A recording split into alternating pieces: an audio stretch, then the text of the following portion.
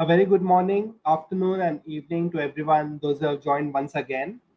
Myself, Aman Jain, and I work as a solution consultant for Bricsys for the APAC region. I completed my graduation in mechanical engineering and I'm handling the manufacturing portfolio at Bricsys. In this session, we will unveil sheet metal design in BricsCAD and how we can easily migrate to BricsCAD Mechanical from a traditional 3D MCAD tool. From concept to fabrication, we will also try to discover BricsCAD's tools and the workflows that could essentially speed up your entire sheet metal design tasks. So sit back, relax, and enjoy in this deep dive session with me on BricsCAD. So just to introduce Bricsys as an organization, we are provider of cost-effective modern CAD, building information modeling, mechanical design, and collaboration products brought to the market under the BricsCAD and Bricsys 24/7 brands. We are now a part of a large conglomerate called Hexagon AB, which is almost a 5.2 billion euros revenue technology group with about 500,000 active users in over 110 countries. That shows the acceptance BricsCAD is receiving worldwide. We as a company are headquartered in Belgium with about 300 plus employees in 8 different global offices and a very strong extensive partner network system across the countries that we're serving in. So, before demonstrating BricsCAD's offerings to you all today, I would like to discuss a bit more on the challenges that a particular customer had or could be facing before switching to BricsCAD. Let us discuss them one by one. We all know that transitioning to a newer CAD technology, like any specialized 3D MCAD tools, require companies to evaluate whether they need to hire new staff with expertise or train their existing staff on top of these advanced tools. Both of these processes requires a company to invest in terms of time and cost both, which at times could be a more costlier affair if the implementation does not go the way it was intended to.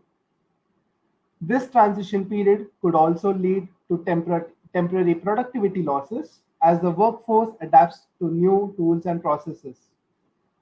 Another concern that bothers most of them is the compatibility between their existing CAD and the new tool sets that they are trying to adopt. How easy it is to migrate is one of the questions that's asked by many of these organizations. With BricsCAD offering everything in native DWG format, we aim to solve these challenges by providing the industries a single platform for all their 2D and 3D workflows with a similar interface, all at an extremely robust cost.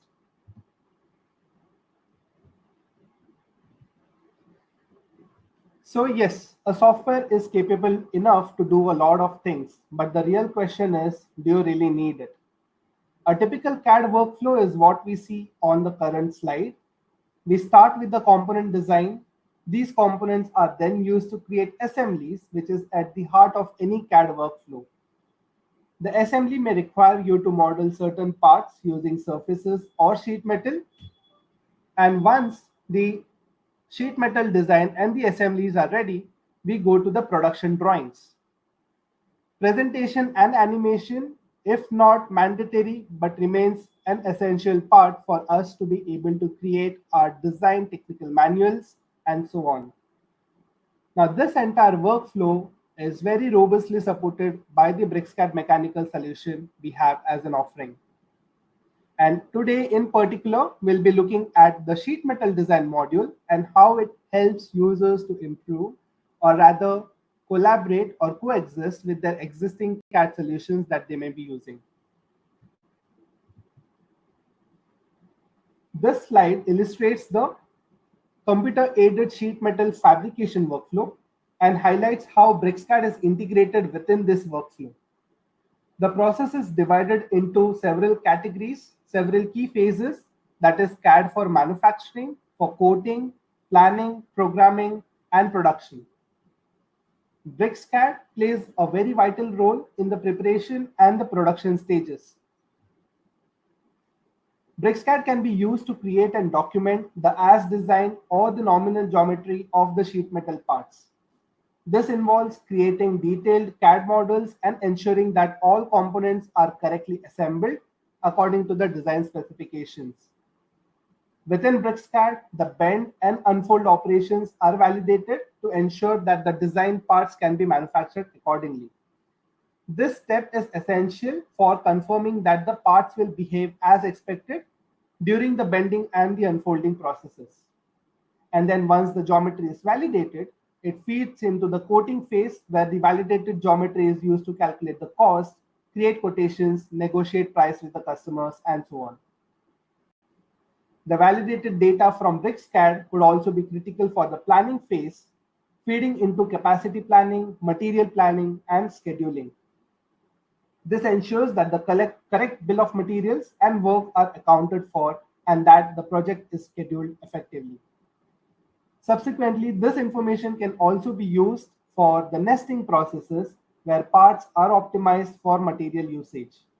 This feeds into the programming phase where the tool parts are sequenced for manufacturing. Finally, the production phase involves the machine tool execution of the NC programs generated earlier while with ongoing progress inspection. The feedback loop ensures that any such issues, defects, used time, and material are recorded and managed, optimizing the overall manufacturing process. In summary, BricsCAD is quite integral at the early stages of sheet metal fabrication workflow, particularly in preparing and validating the design geometry, which ensures accuracy and efficiency throughout the subsequent manufacturing stages. The next slide showcases some of the key sheet metal modeling features that are available in the traditional 3D MCAD tools. So we start off with something called as base flanges, which forms the base of the geometry of the entire sheet metal body that we are going to start with. Then comes the edge flanges, miter flanges, the reliefs that we have, the forming tools, flattening process, bends, junctions, T-junctions, converting an existing solid to a sheet metal body, sheet metal parametrics, and also some specific features such as closed corners and zero bends. With these features, a user can completely model their sheet metal bodies within the BricsCAD environment as compared against the traditional 3D MCAD tools. So just as to say, all these features that we see on the left-hand side are all available in the BricsCAD Mechanical solution. And then, of course, since BricsCAD is known for its AI-based features, we do have AI-based features in the sheet metal module of the mechanical software. There's something called as associative unfolding, repair bends, smart split propagates, design intent recognition, and also automatic feature recognition, which are all available within BricsCAD. We'll have a look at some of these features in the demonstration that we'll be having post these slides. So here we start with the demonstration now. And we'll start with BricsCAD V24, which is the latest version of the software. I'm using the ultimate version of the software, and hence I get access to all the modules present within BricsCAD. It's the only software probably in the world today that allows us to do BIM modeling as well as mechanical modeling within the same environment. Hence, integration and collaboration becomes very smooth. Now with this, we start off with a new drawing.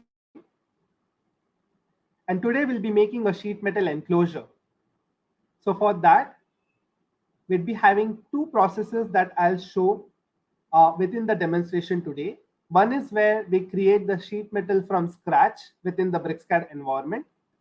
Another is wherein a sheet metal body would already be available with us and how we can bring it inside BricsCAD to be able to convert it and use it further inside this environment. So here I'm using the 2D drafting tools of BricsCAD just by creating a plain rectangle or square rather, because it's 700 by 700. in dimensions. And I'm just trying to place it at the center. Since BricsCAD does not involve creation of plane geometries at all, it does not really matter on which plane we are trying to create our geometries from. So the initial design intent, which we need to keep in mind for our traditional MCAD tools, is not the thing that we need to do in BricsCAD. We can simply start with any of the planes that we'd want to work in.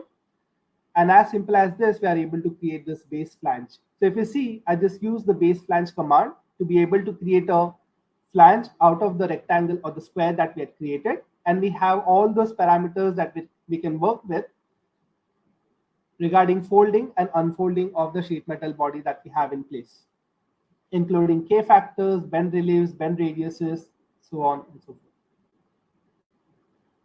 The next part would be creation of the edge flanges. And this time around, we'll select the edges in a very smart way. So this is one of the smartest way of selecting all the edges across instead of selecting it manually. And we'll select create edge flange from outside. There are two possibilities of creating an edge flange. One is from outside and one is within the flange itself. I mean, bending it internally, depending upon the type of bending process that we'll be following during our fabrication stage. And as you can see, within a fraction of a second, we were able to create these flanges, but also the corner reliefs and the junctions are automatically created as well. This corner reliefs we can change or modify depending upon the type of corner relief that we would want to use for our body.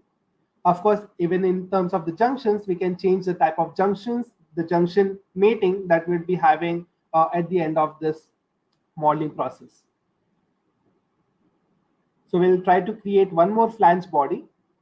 Now this is actually the door of the sheet metal enclosure that we are trying to create or model. And hence we'll be creating one more outside flange with a distance of 10 mm and 90-degree bend angle. Now with this, if we see in the left-hand side, we see the corner reliefs and the miter flanges have automatically been created. The miter reliefs have automatically been created. At the same time, if I want to change the type of the bend relief that I'm getting over here, because essentially for a sheet metal enclosure, we need to make sure it's as packed as possible so as to avoid leakages of any kind. So let's say if I select all these bend reliefs and from rectangle we make it smooth, we see the gaps have been closed to a minimalistic value. And of course, these values could be changed at a later stage as well. This is currently using the global value that had been defined along with the sheet metal parameters when we created the base. But this could be an absolute value, and we can change those values manually as well. So the next part would be creation of vents and some keyholes for us to be able to place the switches. So we'll be placing the switches as well. So since this would act like a control panel, we'll be having our red light switches as well as the green light switches and the lock for the door to open, as well as the vents for the air to circumvent. Now, as you can see, the wonderful part about BricsCAD is it doesn't, let's say, differentiate between the 2D environment and the 3D environment. I can use commands as simple as BricsCAD commands through a command line, even for my 2D geometries and the 3D geometries that I create.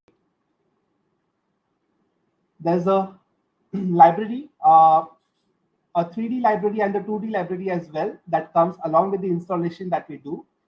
And here I'm taking a hole. This is actually a 3D parametric hole that's available within the library. And I'm just placing it, snapping it on the top of lines that I've just created. And very simply, I can then mirror these lines, just change the diameter as per the diameter of the switches that I'm going to insert. As I said, these are all parametric features that are available within the libraries that you get. And of course, we can create our own custom libraries as well. We can simply add the components to this and have our own custom library created. So here I'm just mirroring this particular hole that we have created. And I'll just mirror those two holes as well. So we have about 4 switches. So we'll mirror this again based on the horizontal line that we have. So let us mirror this. two holes that we have created. Select this one as well, and use the center line as a mirror line for us to be able to create this one. Now you may seem to feel that this is all in 2D because we are in the 2D wireframe representation, but this essentially is in 3D, and we'll change the representation to a modeling perspective or any other perspective that shows us a 3D model. We'll actually be able to see that these are all actual holes, right? So here I'm placing to add one more hole. So which is for the lock, right? Where the lock would be placed in. Let's say this would be at a distance of around 140. Now, this is smart placement of the holes as well. So ideally, I'm able to place this in conjunction with the holes that I had already created, and I can add distances based on their positions. So this relatively becomes easier for me rather than creating sketch geometries for each and every one, each and every feature that we add, right? Now, this is a slot. Not sure if you are able to see the slot representation because it's in red. So we'll rotate the slot by 90 degrees, and let's say from the vertical flange or the horizontal one, it's at a distance of 100, and from this, it's at a distance of 50. And we'll then array it so that we get multiple instances of this slots. Now, these slots would act like vents for our enclosure. That's the door. You just select this and have an associative array created for this particular slot that we have, right? Simply adding the numbers. So let's say for the columns, we have 20 numbers and the distances is 31.5. And then the rows, number of rows, we can increase to 4 or 5 depending upon the designs that you have in place. So let's say for this one, I'm just increasing it to 4, keeping the distances between the slots same. Just hit enter, and that's there. So I have my holes placed, I have the slots placed as well. And when I switch the perspective to 3D, we see that, okay, these are actually hole representations and slot representations onto the sheet metal body. And when I switch off this layer, it's actually subtracted the material out of our base flange. Okay. And BricsCAD kind of is able to recognize these features as the sheet metal features in general. And I just save this file before we move on to the next step. So this is, as I said, is the door DWG. Everything in BricsCAD is DWG, right? So that is kind of the USP of the solution offerings that we have. Let's say if I want to make it backwards compatible, share it with someone who's not using BricsCAD V24, I can do that. You cannot do that with any other traditional MCAD tool because they have their own proprietary extensions. So here's the unfolding pattern of the geometry that we created. And I can save this 2D geometry as a DXF file. So it's kind of a one-click DXF. I'm able to create DXFs. So as we looked in the process where we need an input from the CAD software to the machining software, this is the one that's most widely used. This can be used in most of the CAM softwares worldwide. And then the machining codes could be generated on top of this. So as you can see, the bend lines, the representations, the reliefs have automatically been created for the DXFs that we have in place. Let's save this.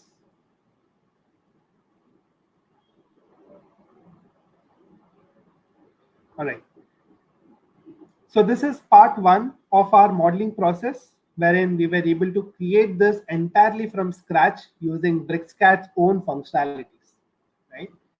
Now, part two involves importing of a geometry that comes from another software altogether. It could be software that would have been existingly used in an industry, or something that of a file that you can receive from your customers or vendors as well. So first of all, let me save this drawing file with the name body, right? So this is the body of the enclosure. Let me just rename it. And here we have an SLD-PRT file, which is essentially a SolidWorks part file that we are going to import inside BricsCAD.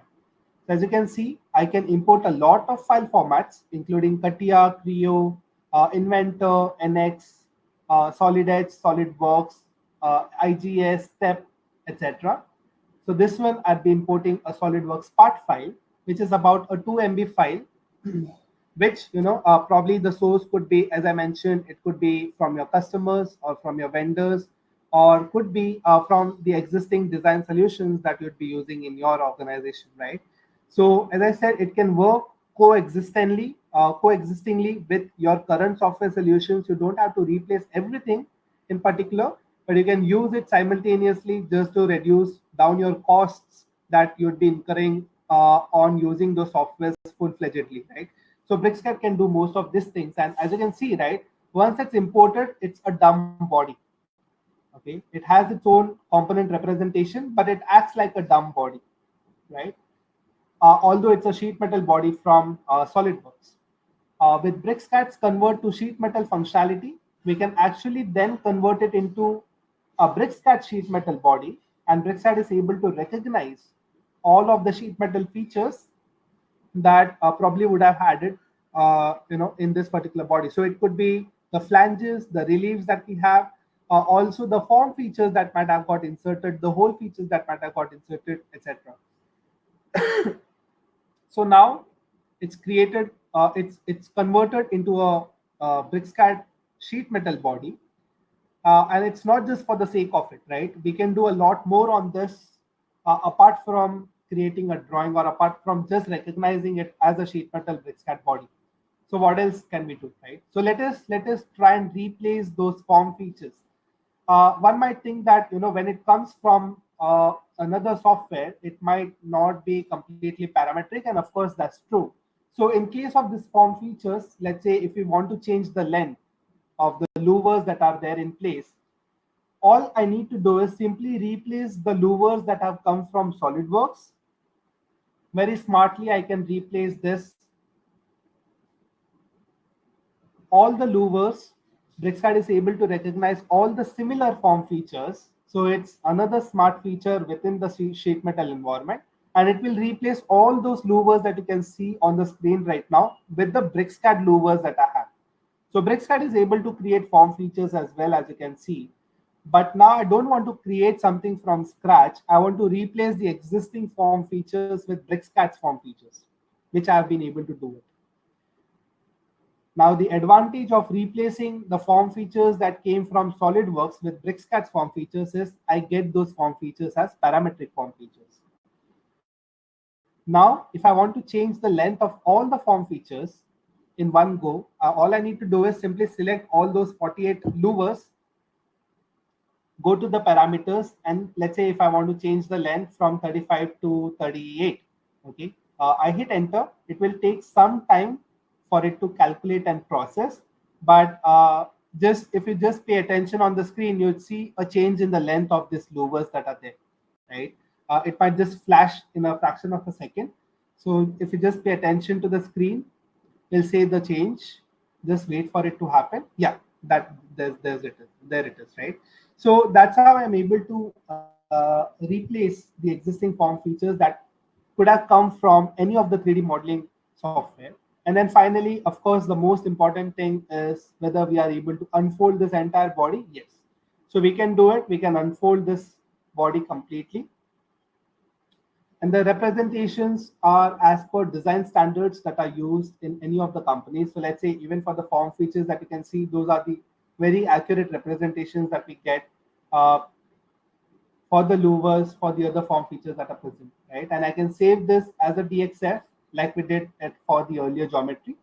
And as we can see, we have the bend line annotations, the angle of the bend, the radius of the bend, the form features in place. Of course, there'd be need to manually dimension it a bit, but then we get the exterior dimensions. So we come to know how much of a material or what length of the material, what area of the material we'd need to create this kind of geometry, right? So that is something that we have in place with BricsCAD. The exterior dimensions are there in place already.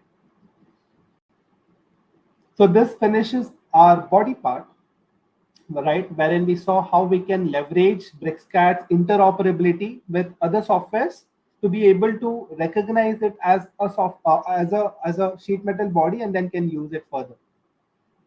Okay, so that creates the that completes the modeling part. And now we'll see how we can assemble inside BricsCAD. Okay, so assembly is extremely simple.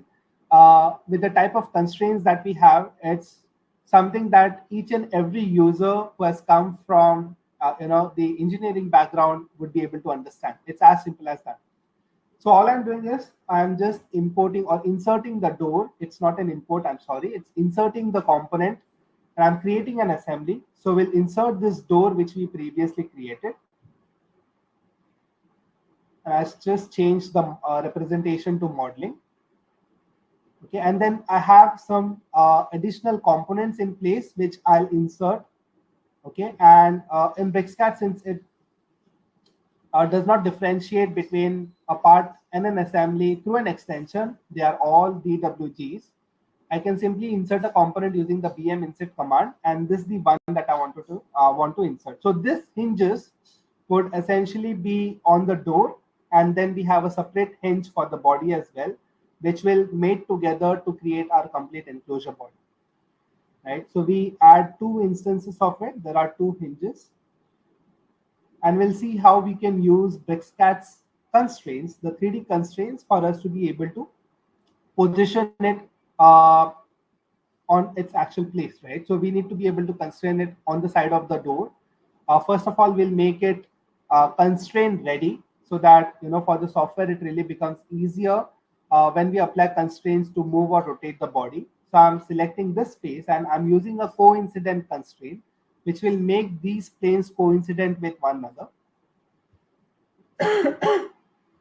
I can use the same constraint once again for the top face of the hinge and the top face of the or the bottom face of the door body where this hinge is going to be placed, right?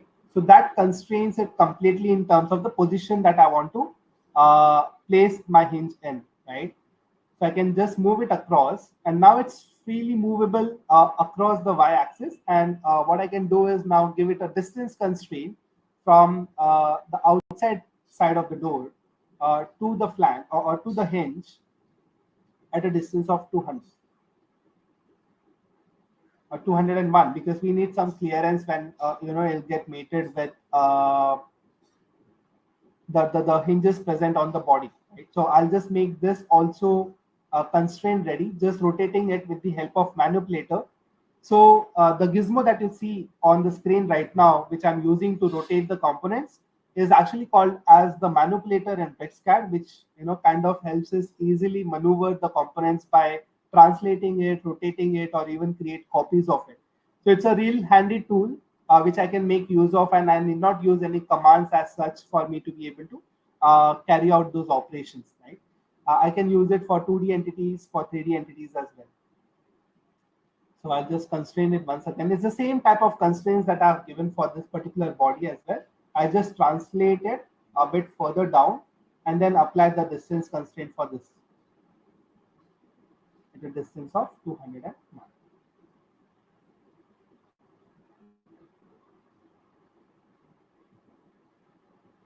All right. Now with this, we have completed the placement of the hinges. And then we'll try to add more components, like I was mentioning earlier, the switches for our door and also the lock. Okay. So again, we'll use the insert component, or you can even type in BM insert on the command line, which essentially executes the same command. You can go in from the ribbon or you can use it from the command line depending upon the comfortability level of the user. So essentially, it really becomes handy for someone who's coming from a CAD background, who's very used using the command line and very comfortable using the command line rather than using the ribbons. Right? So it's really handy for them for them to be able to execute the commands that they want through the command line, even for the 3D operations that they do. So I'm inserting 4 instances. You can simply copy as well using the gizmo, or just do a copy paste as well. That should work. But that's the process that I'm comfortable with through insert component, and I can very easily insert it. So this particular constraint would help us align the switches to this particular hole, right? So we have this concentric constraint and it's got aligned, as you can see, and I'll apply a coincident constraint for it to be able to fix the geometry on top of the surface that I have.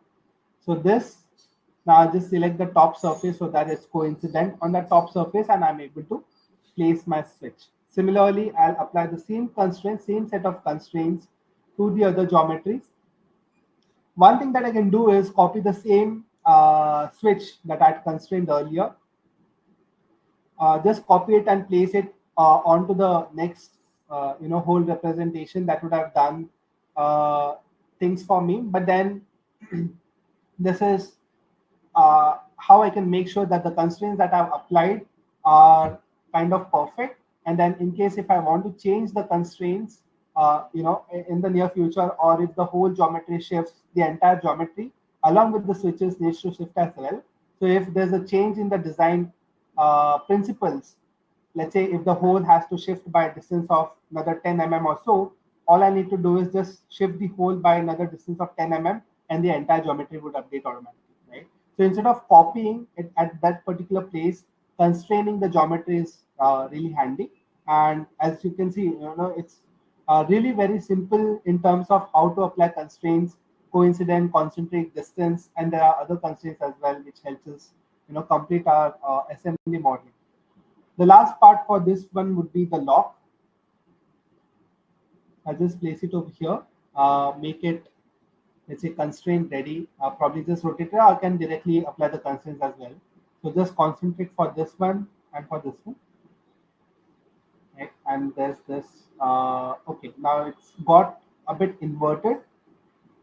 So I can just shift it upwards.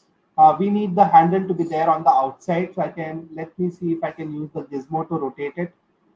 So that would be this particular axis of rotation. Oh no. So since I've constrained it, and now I'll not be able to rotate it.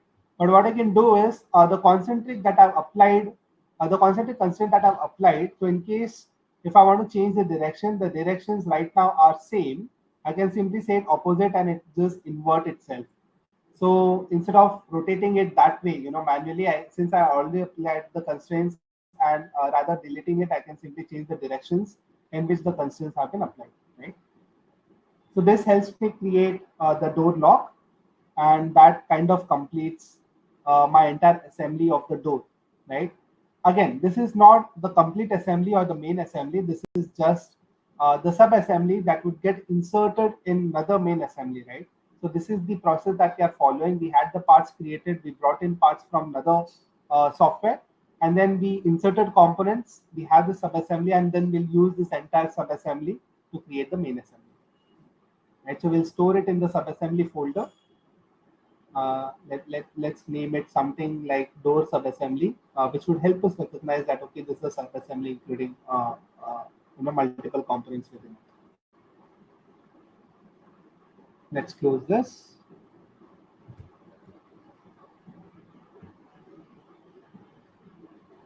Okay, so a new drawing once again. Now this would be the final assembly that we have. We'll insert the component, the body first, because that forms the base for our main assembly. The door would be placed on top of this. So let's place our body and let's fix it so that this does not move and this acts as a rigid constraint. So we'll just make it rigid so that the body does not move as and when we are applying the constraints on top of the other parts after inserting the components. Right? So let us constrain this fixed and insert. So this is the main assembly, and over here inside the main assembly as well, we can insert components. So it need not be in a particular order like we saw with the door, right? That we need to create the sub-assembly first, and then and only then we'll be able to create the final assembly. It's not like that. This components, when we insert, it be specific to this particular file. So any change across these hinges would be reflected in the main assembly file. Okay, that is how it works. Any change in the hinge 2 that we had in the door would be reflected in the sub-assembly as well as the main assembly. Okay, so it's cascading down, right? Let's say if there's a change in the child file, all the parent file would accommodate those changes to those parts as well. Okay, so here's where are we applying constraints to these hinges. Again, Very simple, very plain and simple, just applying coincident constraints so that it stays in place. And once I've applied the coincident constraint, all I need to do is give them the distance constraint from the faces. Right? I'll just apply the same thing over here as well. First, coincident constraint to this face. And as you can see, right, this is a geometry from, again, I'm reiterating this because this is the interoperability feature of BricsCAD. Sorry for that. Just selected the wrong component. Just select it once again. So this is the interoperability feature of BricsCAD, wherein I'm not just able to constrain geometries within BricsCAD that's been modeled inside BricsCAD. I'm also able to constrain the geometries that are outside or modeled outside of the software environment, right? So here's, I'm able to constrain this. And then all I need to do is give the design distance constraint so that it stays in place. So this would be in reference to the constraints that we had placed for the hinge in the door. Okay, so the hinges would be placed in between. That's the male-female joint, right? So this would be at a distance of 200 so that it doesn't interfere with the hinges that we have in place at the door. And this again would be at a distance of 200 from this particular face. Let me just move it a bit on the right hand side. So just moving it, this is a free movement. Gizmo kind of helps us, or the manipulator sort of helps us to determine which degrees of freedom are free and which could be the ones that are locked. So essentially, if it rotates in one particular axis or translates in one particular axis, then we kind of know that, okay, these are the degrees of freedom that are free for that particular component, right? So that is how we can kind of check the free degrees of freedom, and if needed, can be constrained at a later stage using the constraints. So let me insert the door geometry, the sub-assembly that we had created. So while inserting, as I said, we can make it assembly ready or constraint ready. So I'll just flip this entire thing top to bottom, right? And also rotate this so that the door is placed correctly. By 180 degrees is what I'm trying to rotate this. Now I have the accurate representation of the door geometry, and the hinges are linearly placed as well, right? So for me now it really becomes easy to apply the constraints. Had it been placed vice versa or in the opposite direction, it could have still worked, but then it's a bit of a difficult thing for the software as well to understand how the geometry needs to rotate or what the design intent is. So it's better we keep it constraint ready so that it kind of helps us to constrain it very easily. So it's just two constraints that I've applied, and my entire geometry is now constrained. So this completes the assembly, wherein we have seen a lot of things. Now we'd also see what kind of degrees of freedom that are open, right? So for this door, they should be able to open or rotate, right? As you can see now, when I'm opening this door, the body also translates onto a different axis. So we'll fix the body, right? Because it's translating in the x-axis, we'll fix one of or both of these faces once again, so that now when I'm trying to rotate the door across the hinges, across this particular axis, okay, now it's steady. So now I can see the body does not translate as in when I'm trying to rotate the door, and it's perfectly mated. So this now completes our assembly. Also, if I show you the 2D representation, the way the hinges have been placed, these are all perfect because we had our design intent in mind and the positions that we wanted to have for those particular hinges, right? And then last but not the least, of course, comes the annotation part. So let me just save this first. And we'll go to annotate to create accurate representations, 2D representations of the assembly that we have. So let me just delete this first, delete this viewport. And the best thing about BricsCAD is, if you can see, this entire thing looks like as if I'm working in a CAD environment. So, and majority of us, or 99% of the users that would be working in 3D or 2D CAD environments are well known to this particular interface, right? They need no introduction to this interface, and hence it really becomes easy for them to adapt if they're coming from a 2D environment or a 3D environment doesn't really matter, because everyone knows what this environment is. So we have the model layout space wherein we used the base view feature of BricsCAD for creating this accurate representations of drawings, and these drawings are all associative. So we have had a lot of seminars or webinars in the past wherein we have explained this particular feature of BricsCAD, where you change the 3D model and the entire 2D drawings get updated. So any change in the 3D model whatsoever would update the 2D drawing representations inside BricsCAD. Okay, so, and again, these are all in DWG, right? So the 2D representations that we have created is in DWG. The 3D models that we have created are in DWG. How does that help? The transition that happens from 3D to 2D, or even from 2D to 3D, is seamless, right? So let's say if I want to annotate certain, or rather, let's create sections first.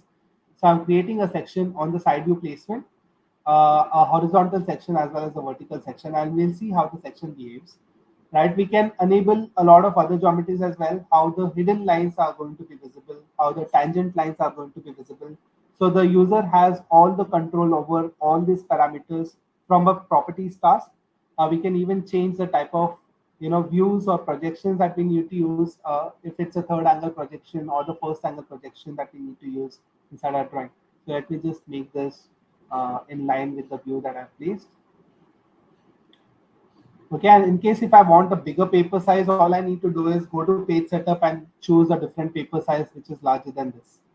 Okay, so that is something that I can do. I did it initially from A4 to A3, but you can do it from A3 to A2 or A0 or A1, depending upon the type of components or the sizes that you'd be working on, and also the scales that you'd be working on. So this could be easily scaled down or scaled up, or I can even use the true scale if needed, depending on what kind of plots that you use for your companies and standards. This is the section view, a full section view. I can have a half section view or section view at a certain depth, right? As you can see on the right hand side on the properties, when I do the section, it does ask me for the depth of the section as well. And I can easily manage the depth in case if I do not want a full depth section, I want it at a certain depth, I can do that as well, right? Now, of course, the annotations, again, are associated with whatever changes that we make. We can also create the BOM, the bill of material. So this is the advanced bill of material manager within BricsCAD. We can very easily manage the entire bill of material. For now, I'll just be showcasing how easily we can place, and it again is able to detect the body that was kind of created in other environment. It's been able to detect that the hinges that we place, the locks that we have in place, the switches that we have in place, and rest of the other properties, if needed, can be added as well onto another column through the advanced bill of material manager in BricsCAD. Right. Last but not the least comes the dimensions. So let's say if we need to add dimensions, we can simply use the annotations and BricsCAD, very accurate dimension representation. And the best part is, if we dimension this over here in layouts, and what I have personally seen happening is, we annotate the entire thing in a 3D MCAD tool, and when we bring it inside a CAD environment, let's say it could be something like AutoCAD or even BricsCAD for that matter, when it comes from a traditional 3D CAD environment, it kind of loses all its intelligence, right? The dimensions act like lines, arrows, and text. It all comes exploded. Okay, there is no intelligence whatsoever associated to the annotations that we place inside a 3D modeling environment when it comes to the 2D environment, right? But with BricsCAD, since it's all in DWG, right now, let's say if I just want to share this 2D DWG with my vendor or the production team, all I need to do is just export this as a DWG. Okay, I can go to my let's say layout and then simply right click and export it as this DWG. Let me export this. Say export to DWG is the standard file format that we can export our layouts in. Create a new folder.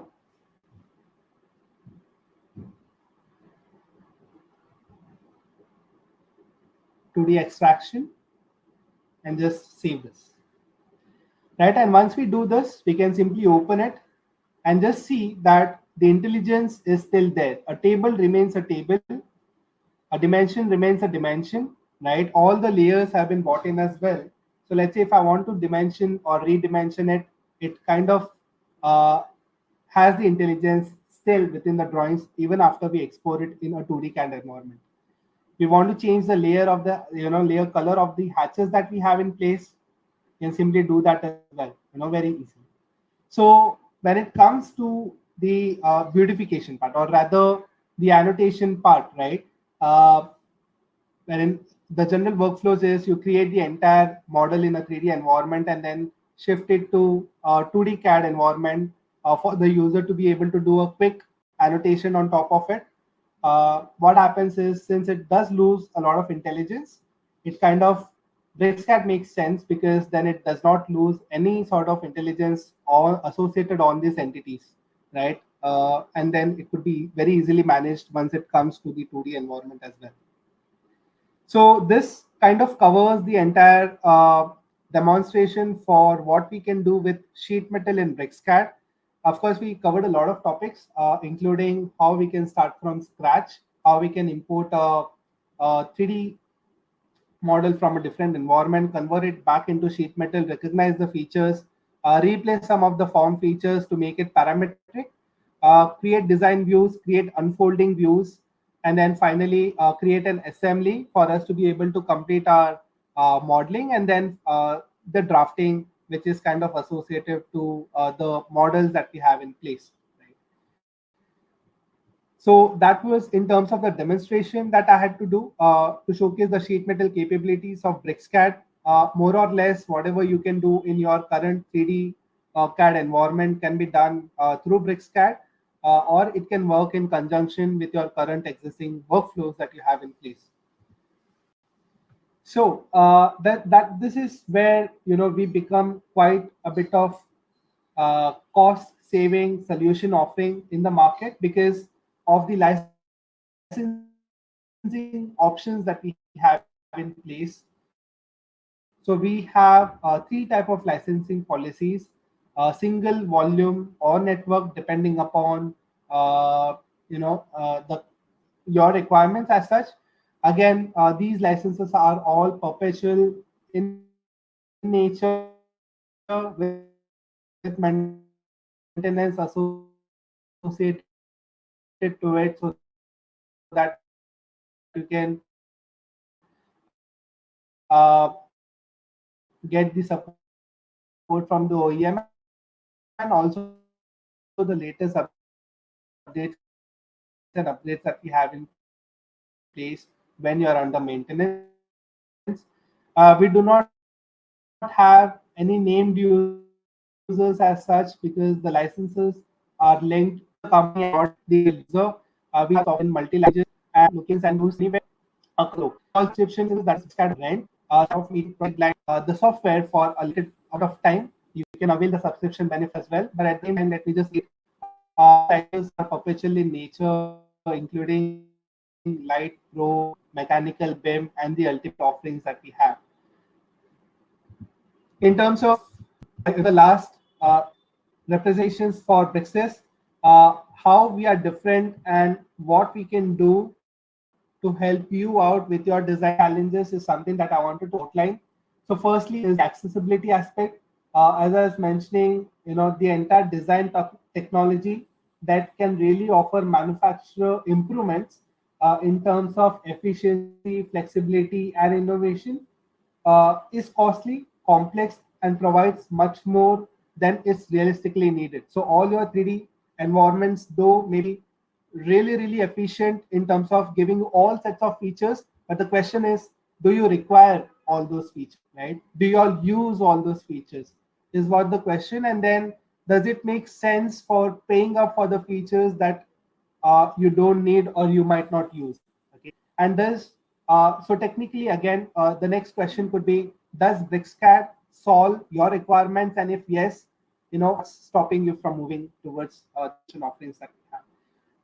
Because traditionally, if something meets your requirements, then there should not be any hesitation whatsoever in moving towards a software that can save a lot of your costs for your organization, right?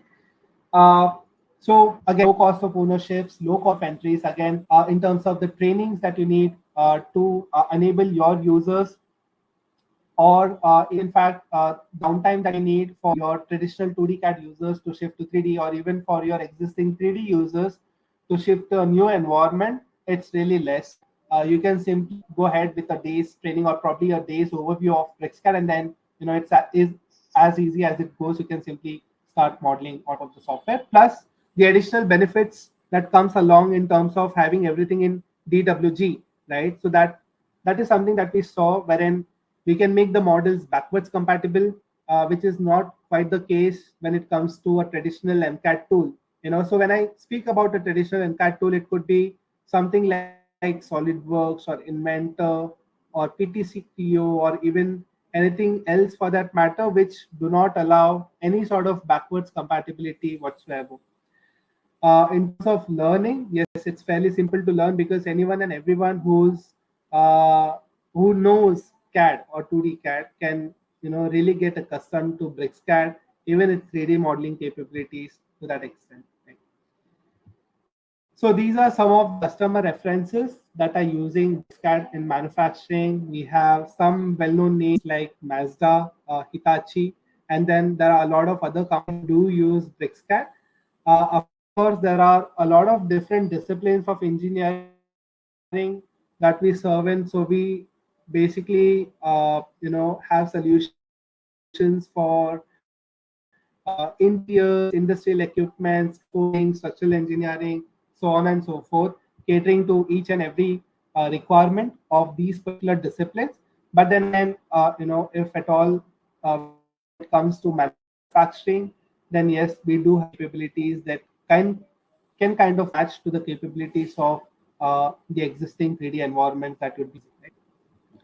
Right? Just one of the case customer story that I to showcase, that is from Mazda, which is one of our early users of BricsCAD. They adopted BricsCAD really early, and these are some of the words from Mr. Shinya Kohama, who's from the production planning department at Mazda, and they have been still using BricsCAD. It's really nice to know that one of the most prominent name in the market today is using BricsCAD. They are using BricsCAD Pro, of course, with its 3D modeling capabilities as well.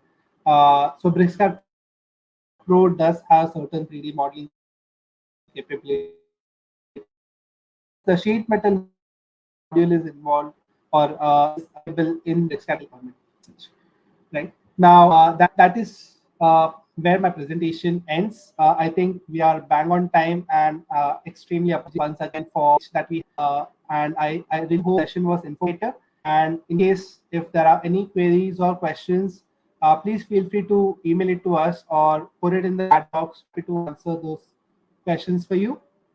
And at the same time, please feel free to use our 30-day trial, which is available at bricsys.com. In case if you do find any differing yourself or creating an account or anything else for that matter, feel free to reach out to us. We'd be more than happy to help you out. So thanks once again for attending this session. Thank you for your time. I hope it was informative for you, and many more such sessions ahead. Thanks once again.